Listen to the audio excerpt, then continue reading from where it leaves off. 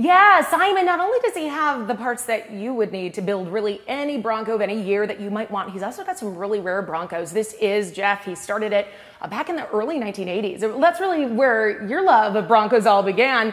But I'm looking at this Bronco right here. It initially looks like it's kind of an old bucket of junk, right? But this is actually incredibly valuable. Can you tell us all a little bit about this vehicle and what makes it unique? Yeah, this is a 1967 Bronco Roadster. They only made 698 of them in that year.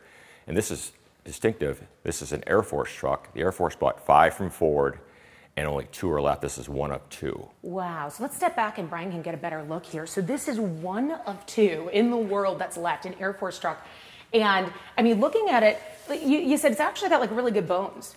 Correct. Yeah, it was in the desert, so it was on the it was in the Air Force Academy in Colorado Springs. Then it got put into the Bureau of Land Management, and it went to a reservation out there. And this is how it ended up. It was sitting on the reservation, just abandoned for 25 years. And oh my gosh. Some person bought it, and they contacted me, and I bought it from them. Wow. Just to, I want to save the heritage of the trucks. Yeah. Yeah. And ultimately, this, you said, is worth, I mean, not too far away from 100 grand. Yeah, when finished, yes. When finished. It'll be, now, when finished, it won't be worth quite as much as this one, but pretty darn close. Let's back up, because this is a beauty. Now, this red truck, and Jeff, let's back up a little further, because I want to make sure Brian can get a full picture of this.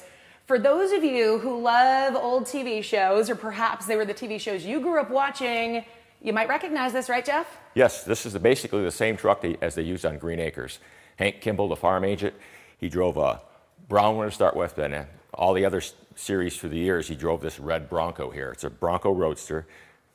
This is a 1966. What's unique about this truck is Ford didn't put a V8 in the Bronco to mid-March. They started production August 65. So March 66, they started putting V8s in, and this is a V8 Roadster.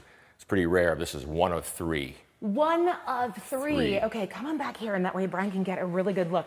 I love that. Green Acres is the place to be. We need to like adapt that song. Yes, for Jeff's Bronco Graveyard is yes, the place to be. A one of 3. This is really neat. Now, this is really just sort of like the museum aspect to give people ideas of what they could do or what they could build, because you're not selling these to the general public. This is a place that people can come and look around, but you are selling, you've got, what, 30,000 square feet of Bronco parts? That's correct, yes. Most of the trucks here are pretty much stock. Like I said, I try to be a historian and save the historic vehicles, and so people can see them back how they were in the day. I do have some modified trucks. I always tell people, they ask me, how should I do my truck? I go, well, it's going to be your own personal truck. You should do it the way you want it. And you know what, Saima, as I've been hanging out here, everyone's got a story. If you've got a Bronco, you got a story about one. And coming up in the next half an hour, we're going to see some of the new stories being made right now, the new experiences that people will be telling their kids with their vehicles. Back to you. I can't wait to hear all about it. Thanks so much, Jennifer Ann.